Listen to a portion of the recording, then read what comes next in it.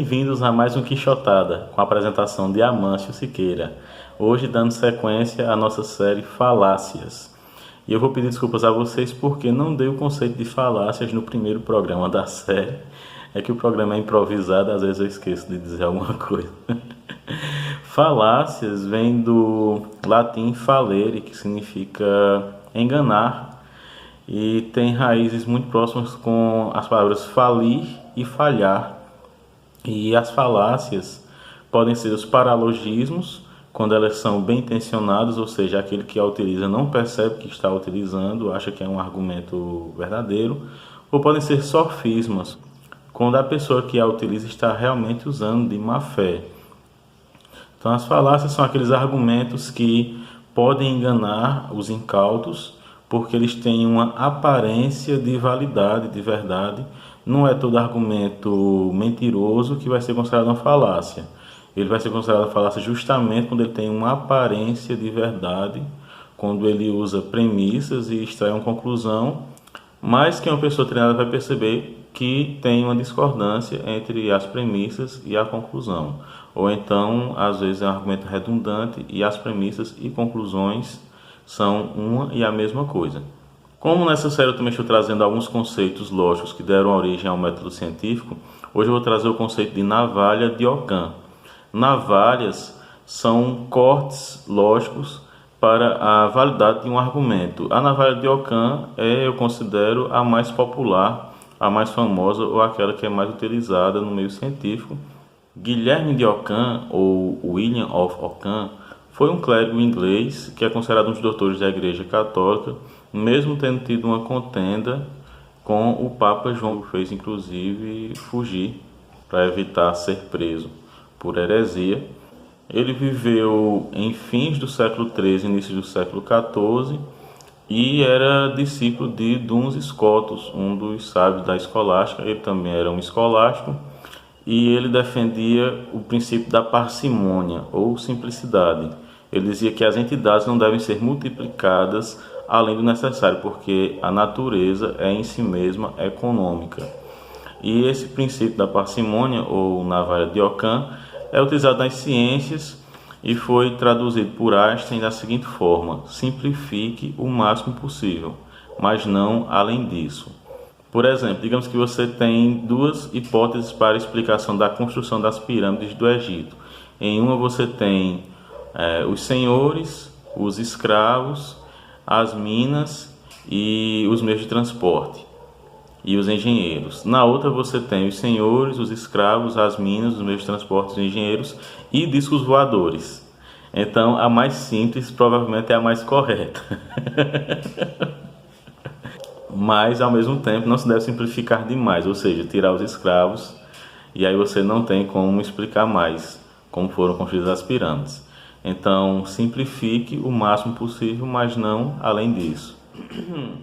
Voltando ao tema das falácias, a primeira que eu vou trazer para vocês é a do verdadeiro escocês, ou falso escocês, ou do escocês de verdade. Ela tem vários nomes aí pela internet. Ela foi criada por Anton Flew, um filósofo que no seu livro Thinking About Thinking, em 1975, trouxe a figura de um escocês fazendo coisas de escocês e que se negaria a admitir que um escocês pudesse cometer um crime. Então, é uma falácia que vem da generalização.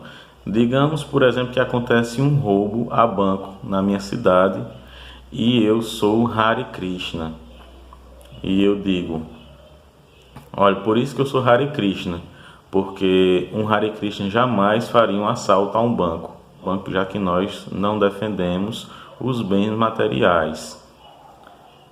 Então vem outra pessoa no dia seguinte e diz: mas rapaz, não é que um dos assaltantes do banco era um Hare Krishna? E eu respondo: não, esse assaltante ao banco nunca poderia ser um Hare Krishna, ele não é um Hare Krishna verdadeiro. Todos nós já nos deparamos muito com esse tipo de exemplo. Quando se fala sobre os massacres ocorridos na União Soviética durante o stalinismo, aí se diz: mas Stalin não era um comunista verdadeiro.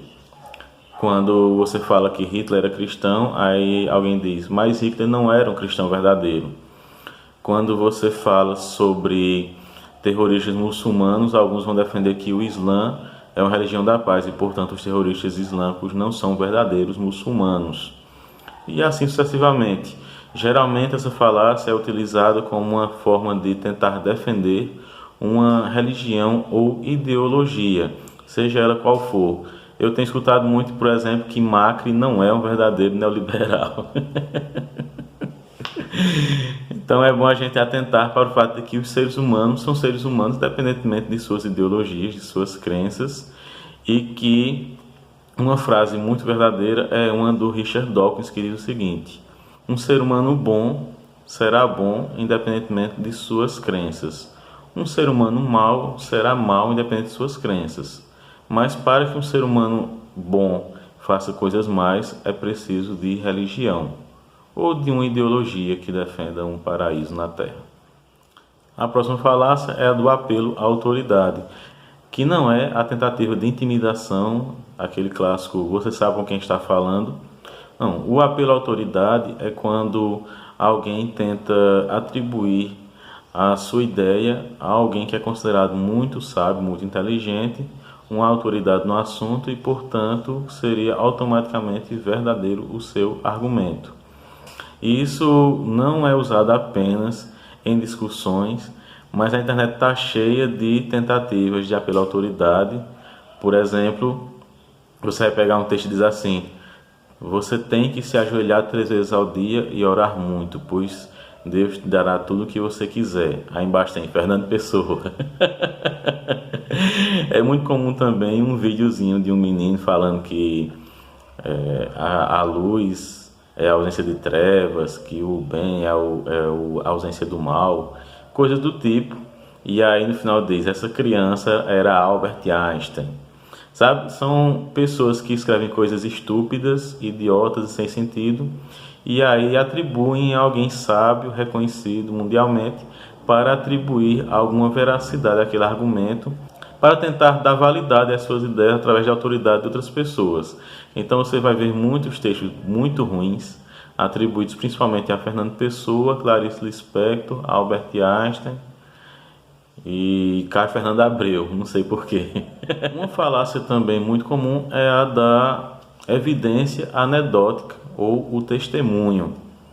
Você vai ver, por exemplo, quando você está discutindo cotas raciais e você fala sobre a situação dos negros, você vai trazer estatísticas e aí a pessoa contrária vai dizer o seguinte: mas os negros têm oportunidades iguais. Não vê, por exemplo, que Joaquim Barbosa foi ministro do Supremo Tribunal Federal? Então ele pega um exemplo totalmente fora da curva, uma anedota, portanto, e tenta transformar isso como uma regra, quando na verdade não passa de uma grande exceção. De todos os milhares de ministros que já tivemos no Supremo, apenas um era negro. Isso deveria justamente comprovar o argumento contrário. Essa falácia é muito utilizada em argumentações econômicas para defender principalmente a meritocracia.